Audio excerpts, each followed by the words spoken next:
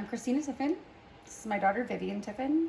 You've also seen Marshall Tiffin in art. I work all of the time, and I really like spending time with my kids and family. Where do you work? Where do you work all the time? I work at Salon 302. I'm a hairstylist. I've been for 18 years. I also work at a funeral home. Yeah, as an official, officiant there. You've been there for like a year or two. I've been at the funeral home for over a year now. Yeah, so a year and a half. So I like to tell people that in the story of the Prodigal Son, there's two sons, and there's the oldest and the youngest, and I've always been the oldest. I've never not known Jesus. I have wanted to love and walk with him my whole life. It has always been my desire. And I think there's a point where you, like the oldest son in that story, he also gets dismayed that, he did all the right things, did all the blah, blah, blah. I did what I was supposed to do. And it's the same result as the prodigal. And I think there came a time where God just had to say, it wasn't the same, because I've never not known you. I've always walked with you, and realized that there is so much value in that. So the ups, the downs, the goods, the bads, we were side by side the whole time. And I don't think we would have made it if I had left the Father's side. That's my faith journey. It's kind of seems anticlimactic almost, but I was baptized at 6. I grew up in the church. I grew up with parents who did not grow up in the church, but by the time that I really started growing and learning, my parents were already seeking Jesus. So, yeah. Like I said, having grown up in church, there have been a lot of things along the way in that growth. I think I did Bible quizzing for a long time. I did precept ministries with Marilyn Stoll for a long time. My mother has been in that type of study for a really long time. And so I really love the word.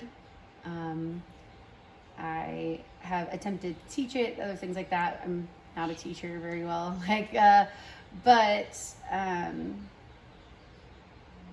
have a deep love for people, and I really like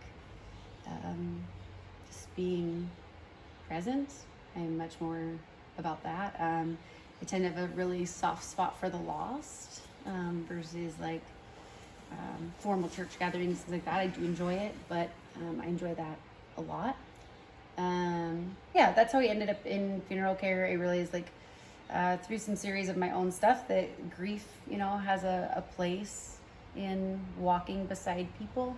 And that's my calling, is to literally just walk in the hard places with people. Not to fix it, not to do the things, but a friend of mine told me, I had all these big goals. Again, the oldest child, all the things you thought you had to do right, had to get right, had to be right. And then God walked with me in some hard places, and I realized I was never going to be those things. And that he knew that and loved me anyway.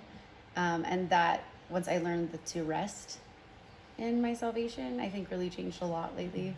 So, and he said, well, my calling is this. I am called to love the Lord your God with all your heart, soul, and mind.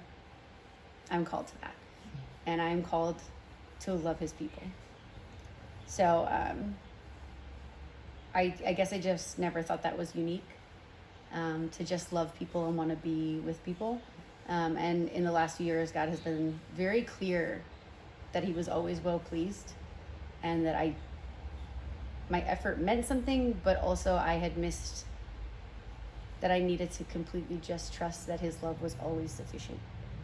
And in the last few years, that understanding of that God appreciated my effort, but that wasn't how I was getting to him, really, he's made very, very clear. And it's taken a lot of pressure off, and I think has given me far more success in being able to speak about Jesus, and for people to be like, well, why do you do that? Or how do you do that? And I'm like, all I do, at the funeral home, when I officiate, I pray over those families, whether they